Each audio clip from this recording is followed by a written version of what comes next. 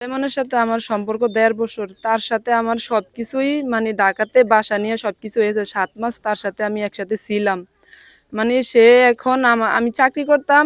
চাকরি কইরা তাকে ৳২,০০,০০০ দিছি, চেইন আংটি দিছি সবকিছু। সে বলছে পারিবারিকভাবে বিয়ে করব। কিন্তু এনদিকে চাকরি ছাড়াই আমাকে গ্রামে দিছে ৩ মাস হইছে। এখন মানে ২৪ তারিখে আইছে, আইনা আমাকে দিয়ে গেছে এই বাড়িতে।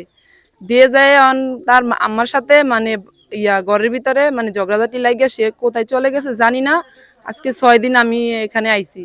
ভোলার চরফ্যাশন উপজেলার মাদ্রাজ ইউনিয়নের প্রেমের সম্পর্ককে কেন্দ্র করে প্রেমিকা ঝুমুর বেগম বিয়ের দাবিতে প্রেমিক সোলাইমান বাদশাহের বাড়িতে টানা ৯ দিন অবস্থান করছেন। এ ঘটনায় পুরো গ্রাম জুড়ে তোড়পাড় সৃষ্টি হয়েছে। বুধবার দুপুরে মাদ্রাজ ইউনিয়নের ৮ নম্বর ওয়ার্ডের আমির হোসেন মাঝি বাড়িতে গিয়ে দেখা যায় প্রেমিকা ঝুমুর বেগম প্রেমিকের ঘরের ডেলাঞ্চিতে বসে অবস্থান করছেন এবং বিয়ের দাবি জানাচ্ছেন। তবে সোলাইমানের পরিবার তাকে গ্রহণ করতে অনিচ্ছা প্রকাশ করেছে।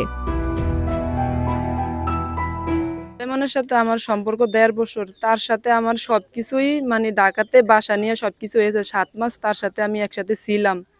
মানে সে এখন আমি চাকরি করতাম। চাকরি কইরা তাকে ৳২,০০,০০০ দিছি, চেইন আংটি দিছি সবকিছু। সে বলছে পারিবারিকভাবে বিয়ে করব। কিন্তু আমাকে আইনা বলছে সে ঘর করবে। ২৪ তারিখে আইছে, আইনা আমাকে দিয়ে গেছে এই বাড়িতে। দিয়ে যায় তার আম্মার সাথে মানে ঘরের ভিতরে মানে ঝগড়াঝাটি লাগিয়া সে কোথায় চলে গেছে জানি না। আজকে ৬ দিন আমি এখানে আইছি। তার বাবা-মা কিছুই বলে না। তার আম্মা আমার সাথে অনেক খারাপ আচরণ করতেছে কালকে রাত্রে থেকে। আশপাশের মানুষ দিয়ে অনেক বকাবাজি শুনাইতেছে যে আমি বাইর থেকে বের হয়ে যেতাম। আমি কেন বের হয়ে যাবো? আমি তো এখানে সংসার করার জন্য আসছি। সে আমাকে না আনলে কি আমি এখানে কখনো আসতে পারি?